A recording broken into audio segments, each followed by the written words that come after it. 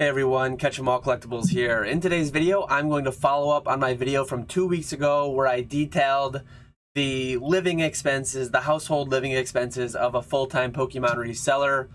I'm going to dive deeper. I'm going to talk a little bit about more like the savings side of it, as I mentioned.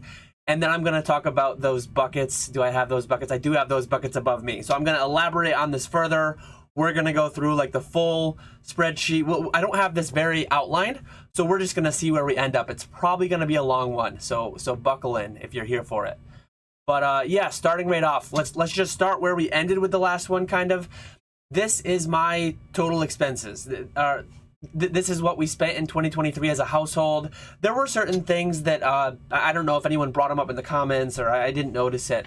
But certain things were not fully included here. Certain things were a little inflated for the year. Whatever it may be, $60,000 is kind of where we ended for the year. And yeah, that's our household spending. So we need $5,000 a month. Just so happens that's about what my wife makes. The sugar mama of the household, which you love to have. A lot of self-employed individuals, not by accident. They have the extra security. They have that foundational thing in their household that allows them to take the risks of opening their own business. I mean, I know people who own their own business of many different kinds, and a lot of them will have a spouse that has that more stable thing, that more secure thing, that just gives them the ability to take that leap, take the more risky spot. So yeah, $60,000 is what I had been spending, and I do have my projected expenses here. So that was like actual, but kind of skipping out on a couple things. I don't know how well you'll be able to see this, but groceries I rounded down, $12.50 for a month. Property taxes, insurance, about $600 a month. That's almost exactly just what it is. Certain expenses, and we'll get into it more when we go back to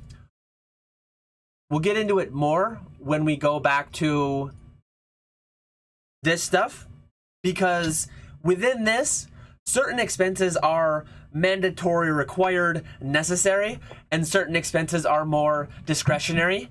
And obviously there's levels too. There are certain things that are mandatory. Groceries are mandatory, but you can be fairly tighter and fairly looser with it too. There are discretionary expenses at the grocery store once you get above and beyond like the staples. But anyways, working through further, entertainment, things of that nature, dining out, going for mini golf, going to the movies. We went and watched Inside Out 2 the other day with the family for a fun day out.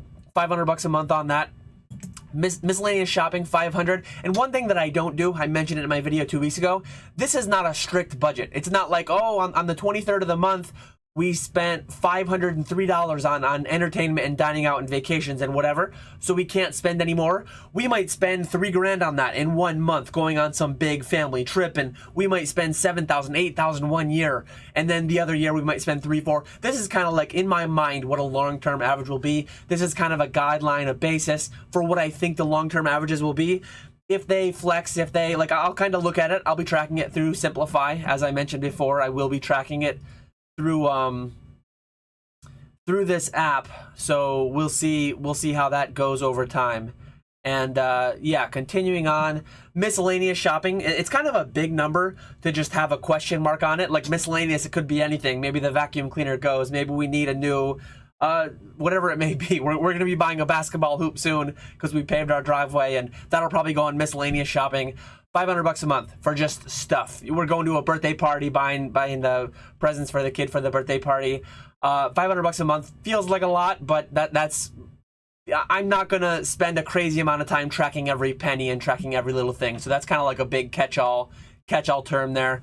Auto expenditures. So the way that I came to this number, $400 a month.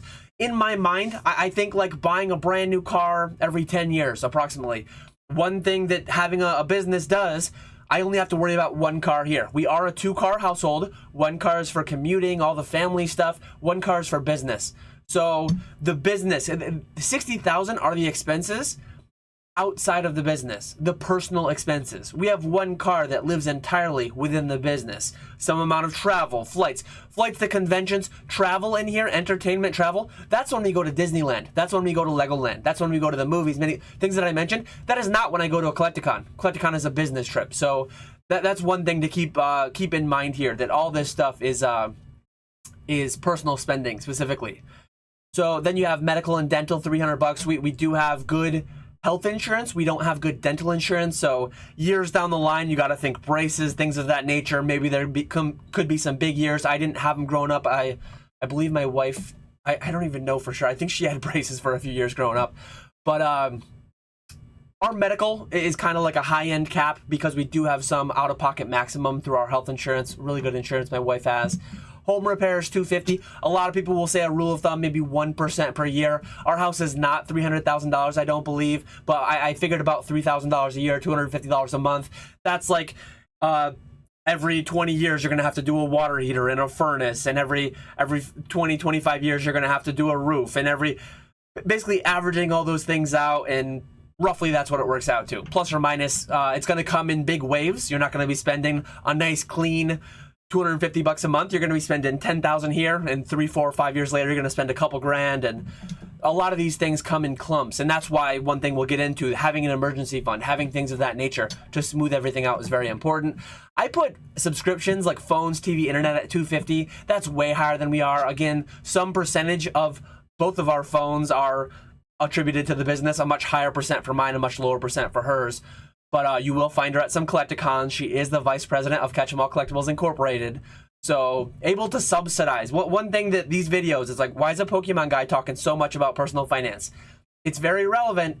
One thing that's a big plus, one thing that's a big bonus being a business in this space, you are able to subsidize only things that are ordinary and necessary for your business, but you're able to subsidize some things that you'd have anyways. That $200 a month. That could be a multi-$1,000 expense at a surgery bill, things of that nature. Hopefully that stuff doesn't come up. But just the preventive, just the heartworm stuff, my dog's on, all that different kind of stuff. We went to the vet recently and we didn't go through with it, but they quoted us like $1,500 per cat, basically to brush their teeth. Like, what are we talking about? I'm not having you brush my cat's teeth for $3,000. They're 8 and 10 years old. They're gonna go their whole lives without too much dental work. Growing up, my dog's cats never had any kind of that dental stuff. The vets these days, kind of crazy in my opinion, but it is what it is. So let's get rid of that, and let's get rid of this. And so what we have here, I showed you it before in 2 weeks ago.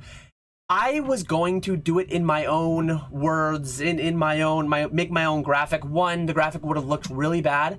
The more I thought about it and I started drafting up a couple things in like an Excel spreadsheet, I just started throwing boxes, ordering them around. This is really solid. So shout out to the people. It does have the credit down in the bottom left, the username of the individual, Brain Sturgeon, back in 2014, made this on the personal finance Reddit. And this is so solid. So above this, like, this is called the retirement wrapper. So basically this is talking about like saving specifically. Obviously above the emergency fund are like the baseline, no frills, the necessary expenses. So paying your rent, paying your water, paying your electric, buying some amount of the basic food. We'll get into. I do intend to go through the entire thing later. I was gonna say if we have time, but I'm not live and I have no bedtime, so this is gonna go for a while. But yeah, emergency fund, 3 to 6 months expenses. Liquid, having that liquid cash, not having that locked up in stock options and Robinhood, not having that locked up in some super risky thing that might lose you 50%, 80%, 100% of your money. That's generally like maybe a CD ladder, maybe just straight cash in a money market fund, straight cash in a high yield savings account, something of that nature. I am one who's been, I guess, a little bit risky on this front, maybe historically speaking. And I will kind of take you through my journey, my mindset over the past approximately 10 years. 10 years is how long I've been in Pokemon. I guess I've been in my adult life for about 15, 16 years. So various points in my journey, I have been a little bit different here and there because of,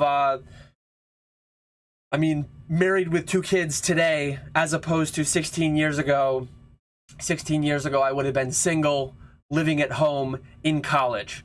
So very completely different situation. So yeah, I'll just kind of walk you through my journey with that. No company to match a 401k 16 years ago. So very, very different.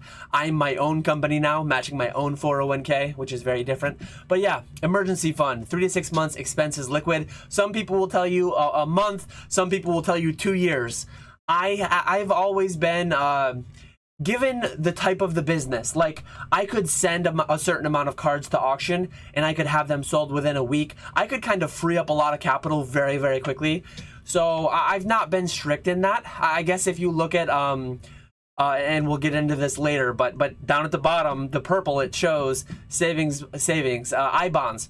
We have $40,000 in I bonds. So we had 2 consecutive years a couple years ago where the I bonds were paying like 9+%, 8, 9+%. So I actually took a decent chunk of what I would have deemed my emergency fund and I put it into I bonds. At some point, I need to revisit that very soon. I think I bonds are currently paying out barely what treasuries are paying out. So I might have to sell that. I might have to forfeit a little bit of the interest, blah, blah, blah, more of a finance channel thing.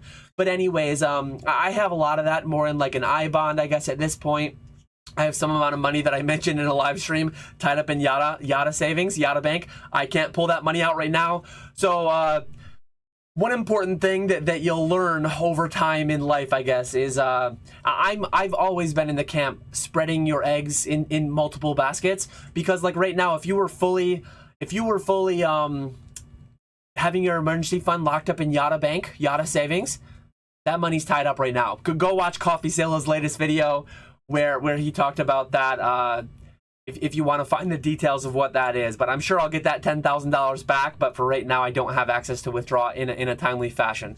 So I'm lacking on the liquid portion there when you talk about my money that's tied up in Yada savings. Company 401k. So even before you service something like a 30% credit card interest debt, which thankfully I've never had and I don't have right now, company 401k, it's a no-brainer. I made a video before on my channel talking about the company I used to work for. If you put in 1%, they would match that 1% 100%. So say you made, just for an easy round number, say you made $1,000 a week, $52,000 a year. Every week, every paycheck, you'd put in $10. 1% of your 1,000, they'd put in $10. Your 10 would turn to 20 instantly, guaranteed, no risk. On top of that, profit sharing, 3% on average, the 10 years that I was at my company. So you put in 10, you get 10 match, and you get 30 profit sharing. You instantly had a 5x on your money for doing nothing, like for just saving it pre-tax. Like if you did post-tax Roth, you could have done that Roth 401k or Roth traditional 401k. So obviously it's a no-brainer to turn a $10 bill into a $50 bill that's tax advantaged, even before you pay off 30% credit card debt. Now, if you have debt with we don't have anywhere on here that says loan shark that's going to bust your kneecaps. Maybe you pay your loan shark that's going to bust your kneecaps the $10 bill instead of turning it into 50, because there is value in having your health and having your life and things of that nature. So I guess that's one thing that they didn't account for on this retirement wrapper. But I would say put the loan shark above. I would pay the loan shark even before the emergency fund. Hopefully you're not dipping into that kind of risky debt. Credit card debt's next. I mean, I am one that goes for the mathematically sound snowball versus avalanche method, if you've heard those terms. Snowball method is where you pay off the smallest balance first and then bigger balances. Avalanche method is where you pay off the largest percentage, APR, largest rate debt first. I've always liked that because it's mathematically superior. That said, I've done some mathematically inferior things just due to my own sentiment, my own, trying to think of the right word, but my own, I guess like paying off my house early is something that I did kind of in violation of what the folks over at Personal Finance Reddit would have advised. Roth IRAs and traditional IRAs after you have the high interest debt paid off. A lot of people would argue if you've got those 3, 4, 5% student loans, if you've got those 3, 4, 5% mortgages, good debt. You might max these out. You might even max out your 401k before paying off that debt. I am one who I just don't like debt. I don't really like banks. I paid off my 3% mortgage. I paid off my 3% mortgage when I sold my house. You got to pay off your mortgage. You can't just like cling to that debt. I paid off my 2.625% mortgage, I guess, when I bought the second house. And then when I sold all my Evolutions cases in 2020, 2021, I showed it in my 2 weeks ago video. I paid off my mortgage in 2020, late 2020, 14 years early. Paid off a 15-year mortgage 14 years early. Even though it was only 3% rate, I just I prioritized that in this purple area where I was. Everything was maxed. All the Roth IRAs were paid. So I technically did those before I did the 3% debt, but I did do that in the purple territory where I was. So that's everything here. Where I would be in Pokemon and where I am today. I don't touch Pokemon. I don't touch crypto. I guess that's a little bit of a fib if we go back through my journey back into 2014 when I allocated in 2014 $5,000 into Pokemon, into the plays, into the business, into the collection. More a collection at that time. I was fully through the red. I was fully through the yellow. So in 2014, I had a mortgage at 2.625% interest, and I had no student loans, no car loans. No. Maybe we did it. We did have a car loan. 2 weeks ago, I reminded myself that we actually had a car loan into like 2017 or whatever it was, and we chunked that down. I want to say that car loan was at like 2.99% or something. So I put $5,000 into collectibles, into Pokemon in 2014 when I was in here, in between the yellow and the green. So kind of like the way that this works, it's not like a binary, it's not like a stepwise thing. You can kind of be in all of it to some extent, but I guess I had the emergency fund. I had my 401k entirely matched. I was doing something in an IRA. I don't remember exactly how much, but I was probably half maxing out an IRA. I was not yet married, so it was just one 401k, one IRA. Neither one maxed though. In 2014, I was not maxing either. I want to say the first year that I maxed my 401k at work was like 2020. I want to say that was the first year because Pokemon started doing crazy things. I started taking money out of Pokemon, and I was maxing my IRA probably since 2019-ish or so. So it was only like a relatively recent phenomenon. Having kids in 2018 and 2020, that's just kind of been my journey. So 2014, I was in the yellow, green, light blue, doing a bit of all of that. 2024, now that I'm investing more. I guess when I bought my first crypto, you have to have fun, you have to have entertainment, you have to get through life and live a little, right? So I first probably bought Bitcoin back in 2013, 2014, somewhere in there, shortly after college. And yeah, that would have been in the same vicinity. That would have been, I was in the yellow, I had some debt, pretty much just the house. But so I played around with some speculative stuff.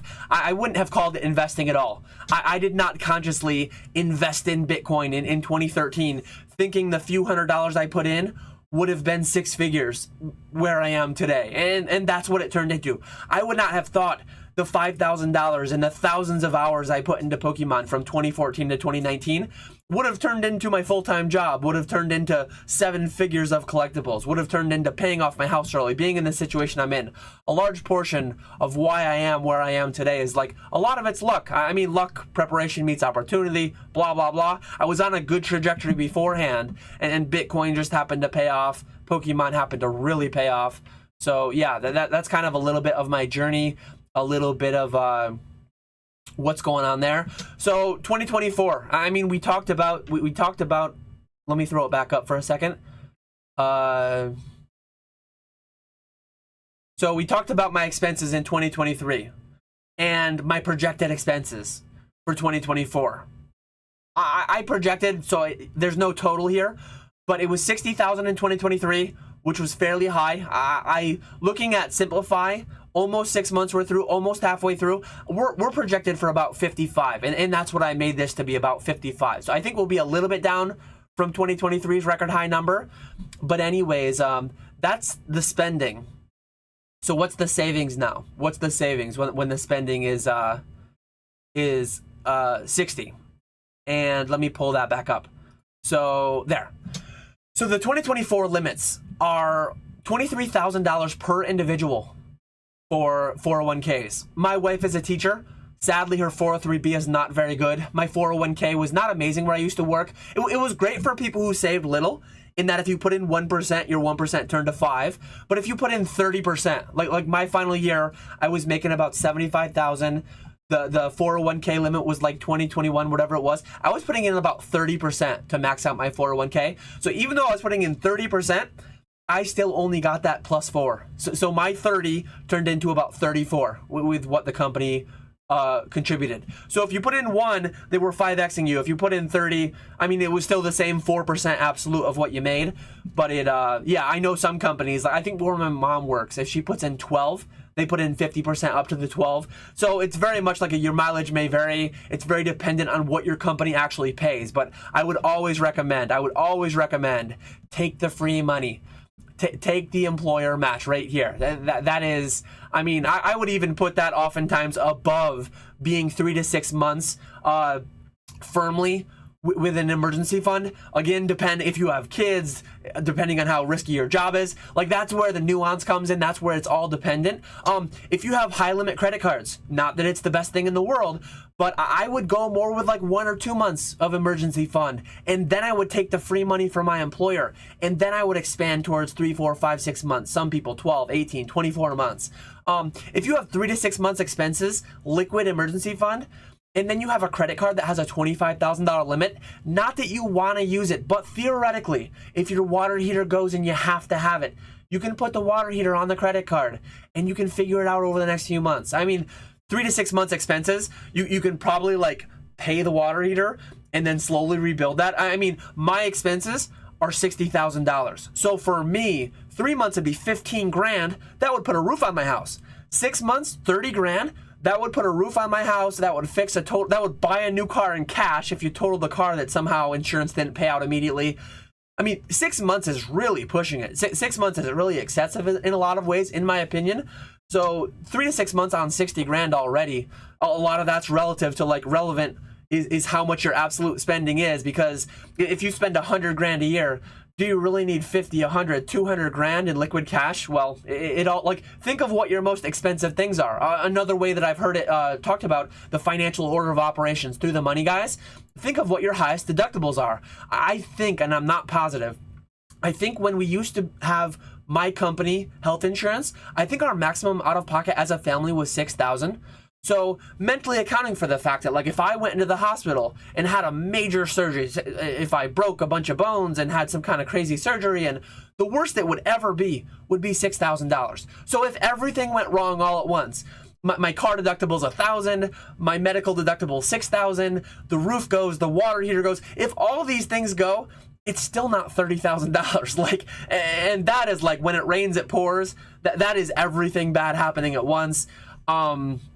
So kind of just think logically about what would it actually take to deplete my emergency fund, and maybe with the credit card being this, and that's where I'm just saying maybe it can be 1 to 2 months, and then you take the company match, and then you work towards.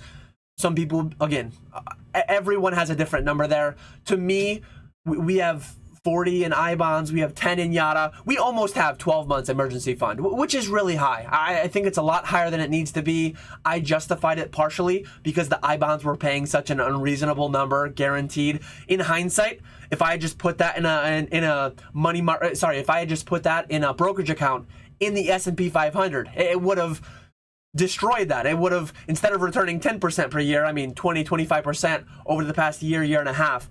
So hindsight is 20/20. You never know what's going to happen, but having a little bit of I-bonds was beating out the high yield savings account. So yeah, continuing on, I'm going to be all over the place in this video as expected.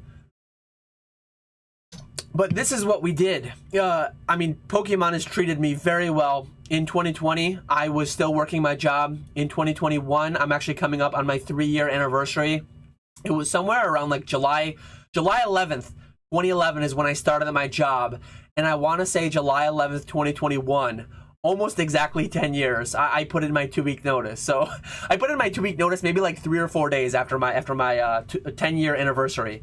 So unfortunately, I didn't get the basket of about $50 retail value that I would have gotten had I stayed at my company through the end of the year, at the end of the year party. I missed out on that. But anyways, in 2020, 2021, 2022, and 2023, all these things were maxed. These are the 2024 numbers.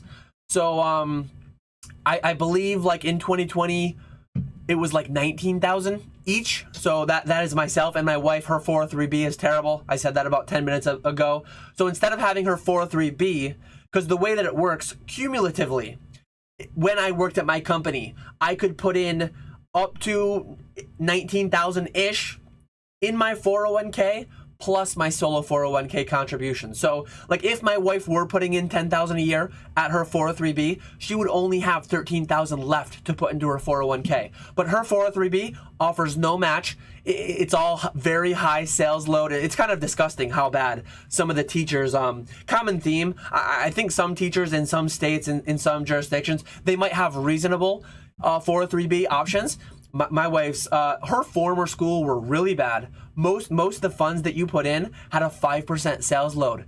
So say you put in $10,000 across the year, you only actually put in $9,500 because they took $500 off the top as a sales load. The fact that that exists in 2024 is disgusting, to be honest. So her new one isn't as bad, I don't think. Maybe there's not sales loads, but instead of, we have our solo 401ks managed by Vanguard. 0.03% when you put it in like the VT Sachs, things of that nature, the passive index funds that monitor the total market, or the S&P 500. 0.1% or less, and I want to say her offerings are all like 0.5 to 1% at her 403b. So we fully max out solo 401k for myself and for her. The way that it works, being an S corporation, I might make a video on this. You need to pay yourself a reasonable salary. Only up to 25% of your salary can be matched. So I can't just like 100% match my contribution in my 401k, but I can match 25%. So 25% of that would be $5,750. Theoretically, that number could be higher, up to whatever. Like if I paid myself, I'm not going to get into detailing exactly what I pay myself in this video. Maybe I will in a different video. But a reasonable salary based on what I do. Both myself as the president, my wife as the vice president, we need to pay ourselves reasonable salaries, and we can, whatever we deem that number to be, I will tell you for both of us, it is in excess of the 401k limit. So we both are maxing out at least $28,750 each. So, and then IRAs on top of that. So anyone, it needs to be earned income. You can't just put in money that like you didn't make, that you don't have, whatever. So it does need to be earned income, but that can be a part of her teacher's salary. That can be part of our salaries. So we do both match out the 7,000. Me personally, just the way my my thinking, my long-term smart financial goals, we save well over half our income. I mean, this right here shows that in 2024, and this is aside from the IRA. So the way that I do it personally, there's a lot of conversation out there in the FI space of, should I do it monthly? Like say I'm gonna put in, what's it work out to, 77,000. Should I put in, what is that, about $6,500? Should I put in $6,500 a month each month, or should I do $77,500 on January 1st? Mathematically, historically speaking, the market goes up over time. And mathematically speaking, if you forecast across the past 100 years, it wins out more often than it loses putting everything in on January 1st. So I didn't do it right on January 1st, but I maxed our 401ks and employer matches all back in January. The IRAs, I do have those set up as a monthly withdrawal, maybe the 1st of the month, maybe the 15th of the month, I don't remember. But yeah, 7,000 a year divided across, I think it's like 583 comes out. 583.33. I'm going to double check down on my phone here. 583.33 comes out times 2 per month to max out both of our IRAs. But me working this job, and my wife makes 60 and it pays all the bills. These are my bills. So her bills are the household bills. My bills are the savings goals. And these are non-negotiable. So I would personally put these above all else. Like, the emergency fund is already there. It's not going to go anywhere. But for me to continue doing this job, the only way that I can justify having such a risky job, because I think it is just inherently a lot more risky than the engineering job that I used to have, a lot more risky than the job the wife has. Before I do any of the other stuff, all of this has to be done. Like, I'm putting these above our expenses. So, like, we spent 60 grand last year. If we really got down to the bare bones, if we really cut everything that was discretionary, we could probably work that down to like 40-ish. So the 40 has to happen first, but like, to me at least, this 77.5 has to happen even before that. Like, again, I'm doing it mid-January. I'm just maxing everything. I'm taking it out of my accounts so that I can't buy collections with it. I'm taking it out of my accounts so that I can't have that money to play with via risk. A lot of people might hear that and think like, oh man, you're tying up all that money. You're not buying collections. You're not doing this and that.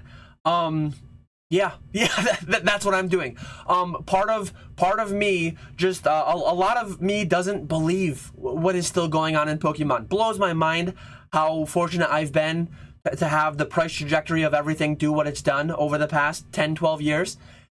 I guess 10, 11 years, going on 11. Sometime later this year, I'll be starting my 11th year.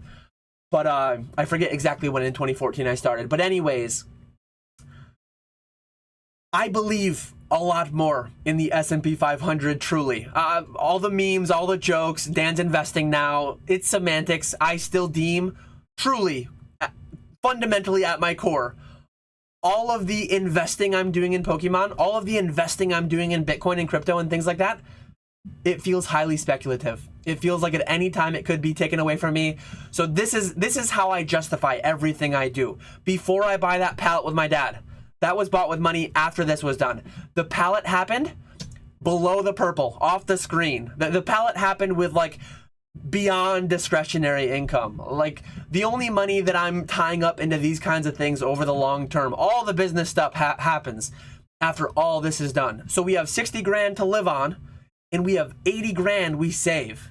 If you want to add in the half a pallet, I mean 90, almost 100 grand that we saved before I tie up any other money, before any of the business stuff happens. And someday, as this big withdrawal happens every January, I mean, obviously, if I'm making less than 75, if I'm making less than 80, that's going to start making me go backwards. And I'm going to be selling down my inventory to make this happen. Thankfully, that's not happened yet. I mean, through the Patreon, through the consigning that I do, through all the flipping that I do, I'm making well in excess of this still. So the business bank accounts are growing even after this has been serviced. The day that stops happening, the day that I start like having to lower my inventory, having to maybe sell off some of my Pokemon investments to make that happen, is the day that I will genuinely consider updating the resume or doing something else, doing the food truck. Who knows what it could be? There's a lot of ways to make money out there. The American dream is not dead. There are thankfully a lot of ways to make money out there. And another thing that is in play here, and I'm not going to share exactly what my balances are. You could probably like relatively reasonably calculate them based off just a lot of what I told you here in this video so far. But someday, talking back about the 4% rule, $60,000 a year times 25, 4% rule, $1.5 million. The day that we get to where our investments are beyond my business inventory, like where our net worth that's in investments. I'm not talking about the house because that's tied up. That's not really, it should grow over time. Historically, it's grown over time, but that's not spitting off money in the way that the 4% rule requires. So neither are the Pokemon pallets. Neither is all the Pokemon inventory. That is, to me, those are speculative assets. Those are speculative collectibles. Non-productive assets is the key. When you buy stocks, when you buy bonds, when you buy things like what I deem true investments, when you buy true investments, that is where the 4% rule comes into play. Historically speaking, if you have $1.5 million in a portfolio, in a fund, if you created, adjusted for inflation, whatever the number would have been back in 1950, if you had inflation adjusted, whatever number that was, $1.5 million back in 1950, and you pulled out 4% per year to live off of, today you would have more than $1.5 million still in greater than like 60% of outcomes. Like that's what the whole Trinity study is. It's back testing, sure, so it's not perfect. Just like the issues you can have back testing in Pokemon. Be careful. I've talked about that a lot in prior videos. But yeah, so once I get there, this whole formula changes. Because part of the reason that I'm doing this to turbocharge our savings is to turbocharge to where, and there are concepts out there called like CoastFI. We are well in excess of CoastFI. Theoretically, historically speaking, forecasting off the numbers that have been historically done, if we stop saving, so if in 2025 we decide to not put a penny in, if we don't max our 401k, if we don't max our IRA, if we don't do any of it, theoretically, historically speaking, we should already be CoastFI. And what that means is, if we only earned between now we're in our mid-30s, theoretically, we should retire around our mid-60s. If we want to, hopefully we can retire significantly earlier. But we could not add another penny to our savings accounts. And we would be able to, I'm going to go full frame for a little bit. We would be able to, inflation adjusted, so like the numbers are going to change. It's not going to be 1.5 million in 30 years. It's going to be, I mean, inflation historically speaking, say it's 2.5%. We haven't had that the past few years, but it would be more like 3 million in 30 years because the rule of 72, you take the interest rate divided by, and so 2-3% per year, it would double approximately every 30 years. So 1.5 million inflation adjusted, 3 million. Theoretically, what we have today will be over 3 million in 2055, which would meet the 4% rule for us in 30 years. But like me being cautious, me being overly, I would rather get to the 1% rule. I would rather have enough excess to be able to donate to charitable causes, to be able to maybe retire early, to be able to do whatever we want to do, to have that financial freedom. One thing that I'm big on is just conscious spending. Money is a tool. Money does not buy happiness, but not having any of it sure makes you unhappy. And the old, I think it was Daniel Tosh, really used to love his show, and I like his new podcast that he does. Anyways, have you ever seen, money buys you a wave runner? I think I call them jet skis, he calls them wave runners. Have you ever seen anyone frown on a wave runner? I didn't think so. So money may buy happiness. No, but seriously, it really, but it doesn't buy happiness, but it buys freedom. It buys the ability to spend your time the way you want to. And having that freedom, I mean, getting a little bit more like personal into the personal finance side of it. I don't know what I want to be fully when I grow up. Like for the past 3 years ago, the decade prior, I was a chemical engineer. I enjoyed that a lot. I was having fun with it. Before that, I used to work with my dad, nights, weekends, when I was off school. I enjoyed all that. I rode that wave while it was there. I took that opportunity while it was there. I went to college. I did my thing. I rode that wave while it was there. And then a new one came along that seemed a little bit better. And I had the freedom to kind of move and bounce through those different things. And I love the thought of that in the future.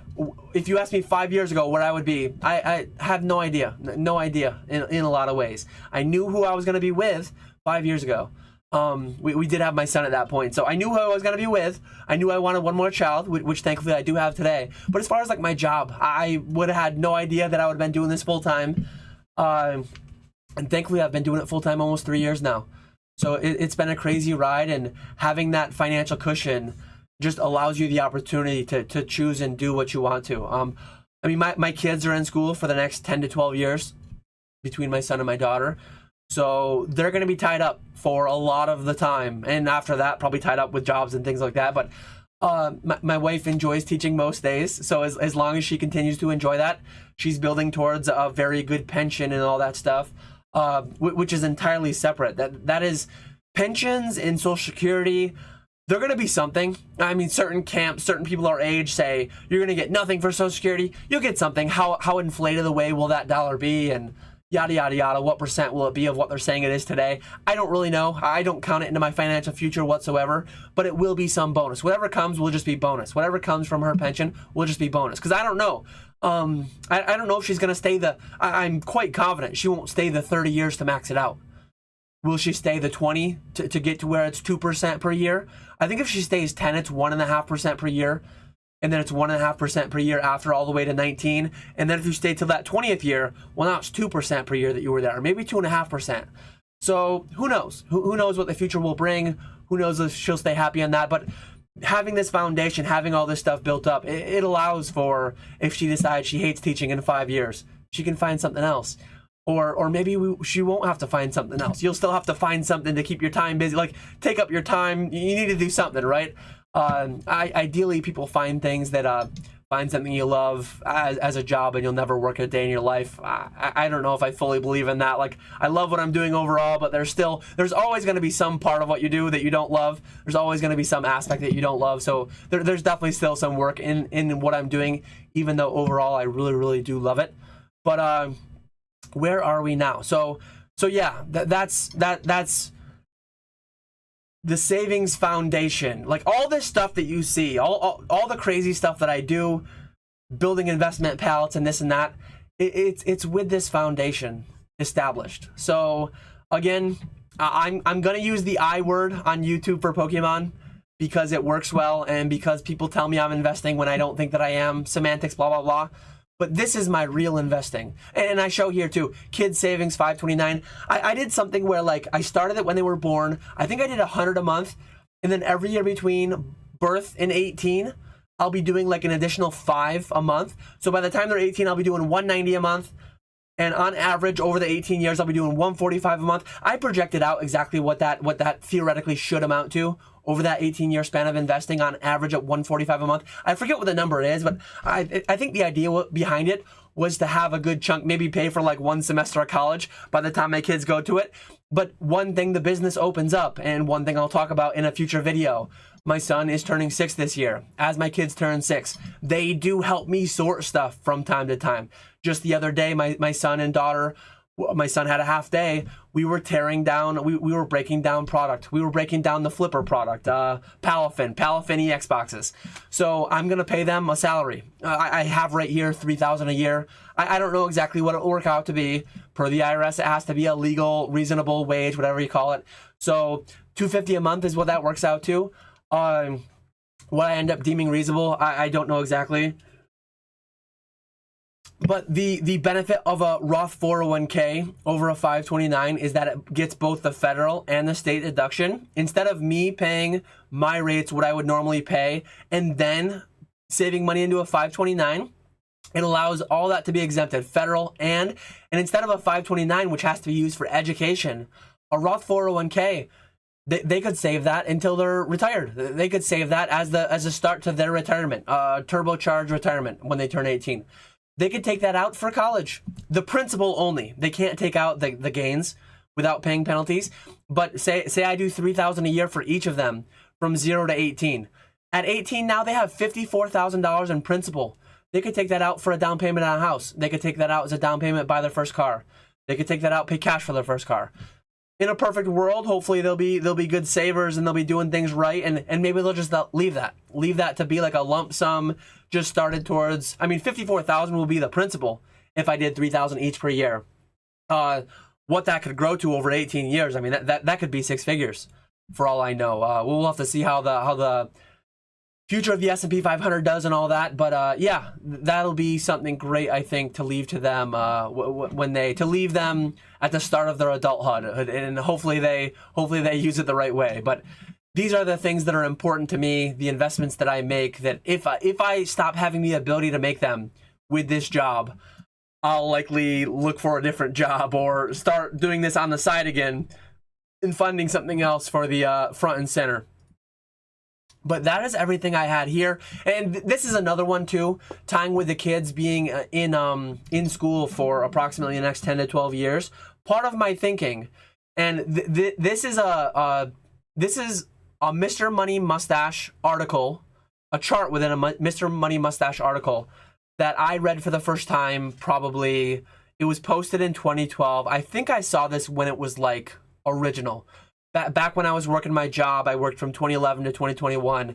I was an avid reader of the Mr. Money Mustache blog. I was an avid reader of Frugal Woods, Joshua Kennan, JL Collins, NH. I'm trying to think what else. There was a lot of other stuff. I used to read a lot of finance content, and this article really opened my eyes. It was called The Shockingly Simple Math Behind Early Retirement. And the way that it works, like the higher percentage you save means you're not spending that much too. So like part of saving 64% of your income, and I did not highlight this here. I think that was his savings rate at the time. But yeah, if you take the 80,000 a year I'm saving, so say 80 over 140, and we do earn in excess of our 60,000 spending plus our 80,000 savings. All that just goes into the investment palette and increasing my inventory and buying more flipping plays and things like that. But if you take 80,000 over 140, to just go by like saving versus spending, we're at like 60%, below the 64%, but we are doing things above and beyond outside of this video scope. But yeah, like I like the thought of that number. I like the thought of that number that 10, 11 years. 10, 11 years, if this next 10, 11 years, we can save right, we will fully be, per the 4% rule, above and beyond. Like, we will be fully ready to retire. Fully ready to retire before our kids graduate high school. We will be in our late 40s, and I just really like the thought of that. And one thing that I need to, like, stress with all this, because a lot of people, when you start talking about saving a lot of money, a lot of people, when you start talking about, you could die tomorrow. YOLO, you only live once, you could die tomorrow. I'm going to spend like it. If I spent an extra 40 grand last year, I don't know where I would have spent it. Like, buying fancier clothes, I could probably spend an extra 10 grand in a year just wearing fancier clothes and shoes, and that doesn't bring me anything, so I'm not going to do it. Spending more on groceries, like we clearly, you see, we spend on groceries. We eat quite a few steak dinners, quite a few crab leg dinners. We eat, like, I need to eat healthier, like, but spending an extra 5 or 10 grand in groceries, I don't think that makes me any happier. The house, the cars are big ones. We have 2 new cars now. One thing that I didn't put in here because one of them's in the business, but one car's in the business. Our overall thing, I did show it in our average spending. Where did I go with that? So our projected spending. I put in buying a new car every 10 years. Certain people, like say you buy a $30,000, $40,000 car every, if you buy a $30,000 car every 10 years, $250 a month, right? $30,000 over 10 years, $3,000 over a year, $250 a month. You could change that, and you could adjust that to a new car every 2 years. Me personally, there would be a little bit out of it. There would be, but that hedonic adaptation. Once you get a new car, well, a week, a month, a year later, you're not really high above the baseline of what your car that was 6, 8 years old. Like, it kind of just becomes the norm. It becomes expected. So to me personally, with the car thing, if I buy a new car every 10 years, I'm always under warranty with shout out the Kia 10-year, 100,000 for the powertrain, at least, not bumper to bumper. But to me, I wouldn't, like, I absolutely would get some utility, but the marginal increase in utility I would get, upping our vehicle spending from $30,000 every 10 years to $30,000 every 3 years, and obviously your trade-in would be worth a little bit more, so it wouldn't be quite the full expense.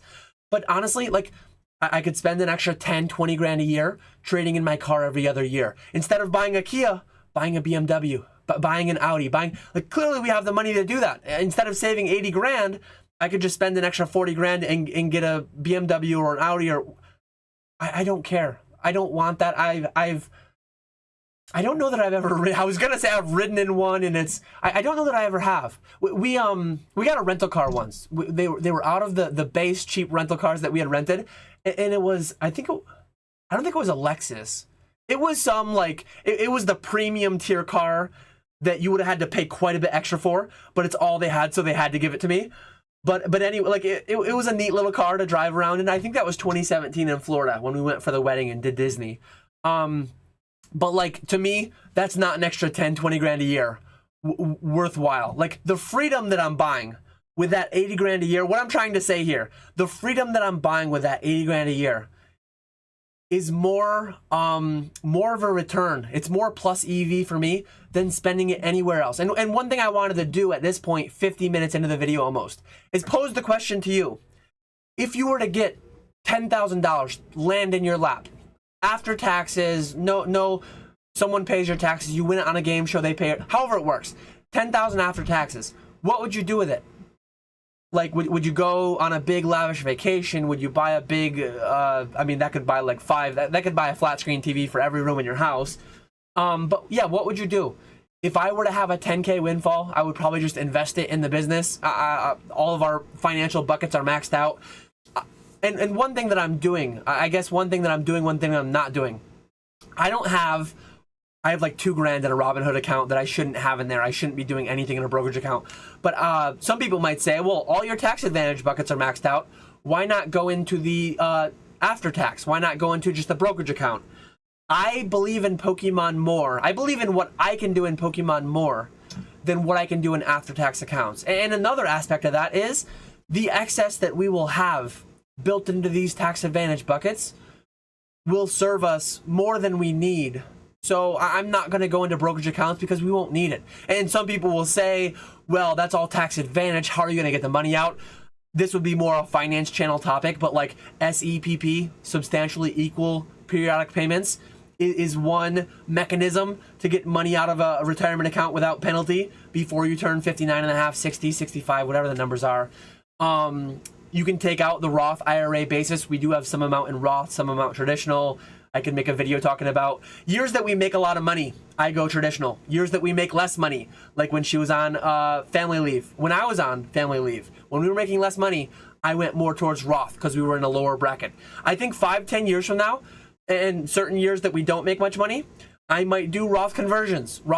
So there's a reasonable chance that by the time I'm 45, 50, we have enough money to bridge the gap from 50 to 60, taking out Roth, taking out SEPP, things of that nature. So certain people would say, oh, I do. I know people who do, they take all their match. So going back to this, they take all their employer match in their buckets, but then they do everything in brokerage accounts. I mean, I get logic behind it. Like, I'm not saying it's completely wrong and stupid and this and that, but like, me personally, there are a lot of tools, and who knows, things can change in the coming decades. But there are tools, there are ways, and even if you had to pay the penalties, it's not the end of the world if you have to pay the penalties. Not advocating for that, hoping I never have to do that, but that is also an option too. It's not like you just entirely can't do everything. 401k loans, and again, things I wouldn't intend to do or desire to do, but there are options to get the money out. It is your money, so I mean, you can get access to it if or when needed. I think that's pretty much everything I wanted to cover. I did have this pulled up. Let me get rid of this. I did not. I knew this was going to be a long video. I did not think it was going to be this long. I guess we may as well. 50 minutes versus an hour and 10 minutes. What's the difference? So this is basically the cover that we had up above. Let me get this size down so it'll fit. So this is what we had above. Let me see if I can make this work in a way. But it steps through a lot more in depth. So what this does is it breaks out the steps that I showed earlier. Where did I put it? Oh yeah. Well, it's not going to work now because I moved it. It breaks this out into a whole flowchart. So if it can be measured, it can be managed. You have to know what you're spending. Like if you're not doing this, if you're not at least knowing where it's going, if you've got all these leaks that you don't, like, I don't know how people don't have a concept. Most people, they know what they make and they just spend slightly more than they make. So I guess they do have an idea, but like not knowing a rudimentary breakdown of where the money goes, it just blows my mind. Like I'm not setting hard budgets, hard caps on any of these categories, but I need to know, like, we made a lot of money last year. Where did it all go? Well, here's where it went, and there's where it went. There and there is where it went, and the remainder went into the business. So yeah, that's where I am. Let me get rid of this and go back into here. I'm not gonna go too crazy through this, but I will go a little bit crazy through it, I guess. Create a budget. I mean, I wouldn't say budget, but like measure where your money's gone, and then from there, you're paying your rent. I mean, shelter and sustenance are like the two number one things. So like, keep a roof over your head, buy fruit and groceries, buy the staples, buy what you need. This does not include buying all the bags of Cheetos and all the soda and all the things that you shouldn't have. Like a core rice and beans and meats and like the base stuff if you have to. And then if you have the excess, you go further from there. Pay essential items, power, water, heat, toiletries. Again, some people would put like Pokemon cards above these core things. Go into the Facebook groups. You will find people who, above the core fundamental essentials, they will have Pokemon cards. That's not me. I'm not hating on it. This video is just what I'm on. Pay income earning expenses. So that's actually a very interesting and important distinction. Like, if you need your car for work, certain people, like a car could be deemed, where I live, a car is more of a necessity. If you live in the city, some people might have a car. That's more of a discretionary expense. You don't need one if you have mass transit. You don't need it if you can walk to work. You don't need it if you work from home. You don't need it if you can walk to the grocery store. I can't do those things. So like one car is more of a thing. The other car for me though is like an income earning expense. So if you can spend $1,000 to make $5,000, don't stop spending that first. Healthcare, utmost importance, obviously. Minimum payments on all debts, so you're not going backwards, so that you're not adding to all the debt. Build a small emergency fund. Here they say $1,000, and then later on they add more to that. If you scroll down, you see initially they start with $1,000 ish, and then later on in the chart they go to 3 to 6 months. That's kind of exactly what I was saying earlier. So get that $1,000 and then take your employer match. After that, then you pay the highest interest debt. Pay off, and here's where it says the avalanche, the snowball. I like the avalanche, but the psychological benefits of the snowball method cannot be discounted. Increasing your emergency fund. Some people 6, 12, 18, 24 months. To me, 3 to 6 months is plenty. I say that though as somebody who has closer to 12 months emergency fund between I-bonds and YADA. Pay off moderate interest debt, Roth IRA, traditional IRA, any large required purchases. So like if you have a roof, and one thing that I'm not yet utilizing, but I will utilize more, this Simplify, not sponsored, just shouting them out because I really like the tool. This Simplify app by Quicken allows you to do cash flow for like the future. So if your contractor told you, we're doing that roof next summer. If you got leaks starting to come through and you're going up on the roof and doing tar every other weekend, if you're really fighting off those leaks, put in that $20,000, $10,000, $15,000, $20,000 expense for a roof next year. And then Simplify will help you cash flow it. Simplify will help you figure out the cash flow. And you save for that, not in Robinhood doing options trading. You save for that in very short expiration treasuries, very short expiration CDs, high yield savings account, things of that nature. Are you saving at least 15% of your pre-tax income for retirement? 15% is a number that's often used, and again, I'm saving 60% plus. There's no need to do that. I very much understand how people could, if you're earning less, if you're like if you go back in my own shoes, in my own journey, in 2014, I was probably saving 10%. I was probably not quite saving 15%. Between the employer match, between a little bit in an IRA, in 2011, I was probably saving 10%. 2014, probably still 10%. 2016, maybe I would have bumped up to 15 by then. 2018 or so, it probably would have been closer to like 10%. I think I actually did consciously lower some things down a little bit when I had the kids and stuff. 2020 was the first year that I was saving like I guess if you count as savings, paying off all my debt, which I would have, 2020 I saved well over 50%. 2019 it would have been probably 15% or so again. And then every year since 2020, it's been well over 50% because I'm just seizing the opportunity, riding the wave. In hindsight, I would have sold more in 2020. Hindsight's 2020. Some things that I would have sold in 2020 ended up going up higher, and I sold them for more since. Some things I still have today, and I'm selling them slowly for a lot less money. But yeah, just navigating things best I can as anyone. That's all you can do.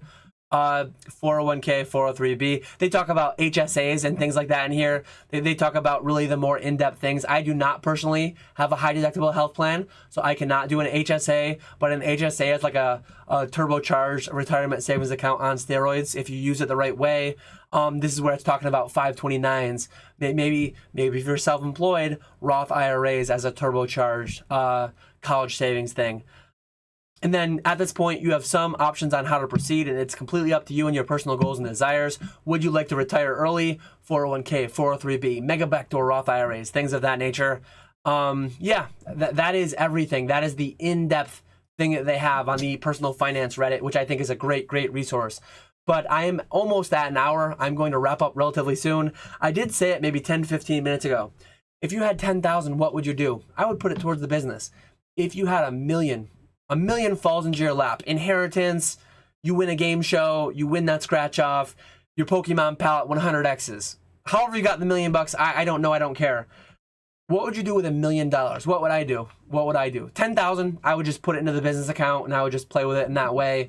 It wouldn't change. It wouldn't change anything drastically. If you told me, Dan, back in 2011, 2012 is when I paid off my student loan. So in 2011, had I gotten 10 grand, I would have chunked it on my student loans. In 2015, I probably would have chunked it on my mortgage. In 2019, I would have chunked it on my mortgage that was paid off in 2020. Every year since 2020, if you would have just given me 10 grand free and clear, 100 grand free and clear, I probably would just put it in my my business. If you were to give me $1 million free and clear, I would probably go back on what I said earlier. I would probably open up a brokerage account and I would be well in excess. I would be well in excess of the 4% rule now. And I would have more serious conversations with my wife about, like, are you happy with your job? Do you want to retire now? I mean, I think she's like 1 year away, maybe less than 1 year away of getting to that 10-year mark to get 1.5%. So at 10 years, if she couldn't start collecting until she turned 65 or 60. But you can separate from the workforce at any age with 10 years experience, at least in New York State, as a tier 6 employee, I believe she is. Tier 5 or tier 6. If you work from 20 to 30, 10 years, get in your 10 years, and then don't work between 30 and 60, and then retire now at 60, having been 30 years out of work, you would be eligible for 15%, I believe it is, of your earnings, your average last three-year earnings from 30 years prior. It wouldn't be much, but it would also still be a lot. I mean, these guaranteed pensions that they used to do that used to be way more commonplace before the 401ks, those are a lot of money. A lot of like guaranteed is just, that's huge. So yeah, if I were to get $1 million free and clear, if I were to just sell everything and have $1 million, and obviously after paying taxes, all that stuff, I would probably sit it in a brokerage account, and I would probably use that every January. I would fork all of it into the tax advantage accounts that I could, but we would truly be financially independent with that.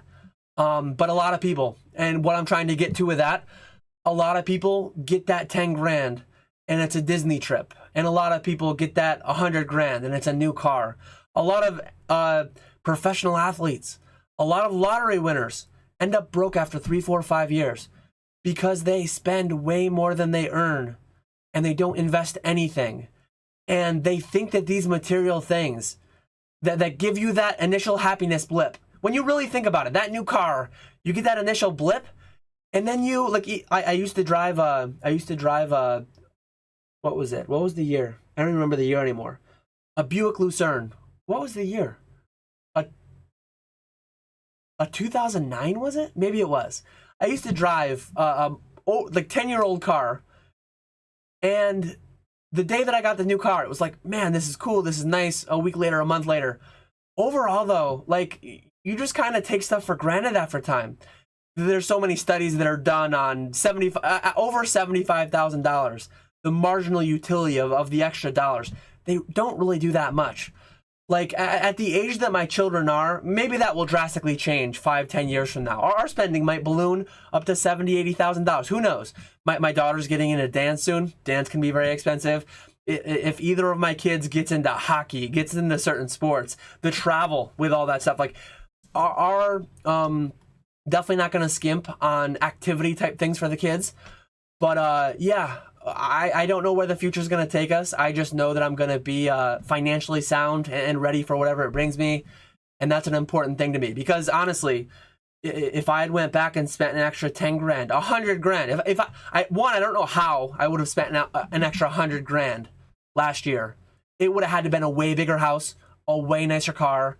And honestly, I think personally, and some people will push back on this, like, there is a house that's too big.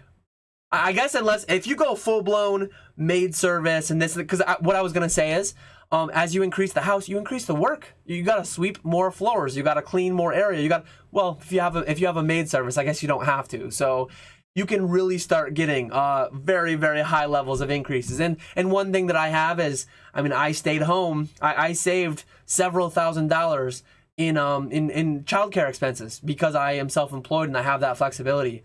That's not a thing everyone can do So yeah, some people will spend $20,000-$30,000 a year just in childcare expenses. I mean, I have friends, I have family who I know are doing that. But yeah, if I had to spend an extra 100 grand a year, I would have a hard time. Like, I guess I would probably be slightly happier from day to day. I would probably go on an extra trip here or there. But the age that my kids are, I don't want to go on a 2-week trip. When they're adults, when my wife and I are in our late 40s and they're away at college anyways, and we can go take a 2-week trip anywhere, and the thought of that is all amazing. Maybe doing some here, like this summer, we're going to be doing a couple 4 or 5 day trips. In the coming years, as they get a little bit older, once they can go on planes, the thought of a couple 2-week trips over the summers, now that I can sign through PWCC, and I just am doing more of the payments, they're doing more of the hands-on stuff.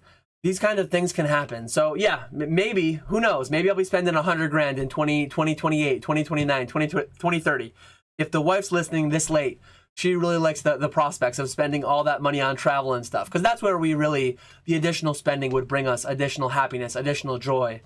A lot of the material stuff, I say this with all this material stuff behind me, spending an additional 20 grand, 30 grand in a year on a slightly fancier TV model, a slightly bigger this or that, instead of updating my phone every 4 years to a 2-year-old phone. If I was updating this every year to the latest $1,000 phone, that wouldn't bring me the additional value. So I'm big on conscious spending, getting your money's worth for what you're spending. So yeah, this was my 2 weeks ago spending journey, this week savings journey. Let me know what you think. Let me know.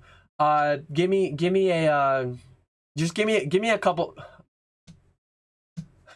Give me a question mark. Give me a question mark if you listen for 1 hour and 6 minutes in, because I don't know how you did it, but I very much appreciate you. I appreciate everyone as always. Thanks for watching. I will catch you all later.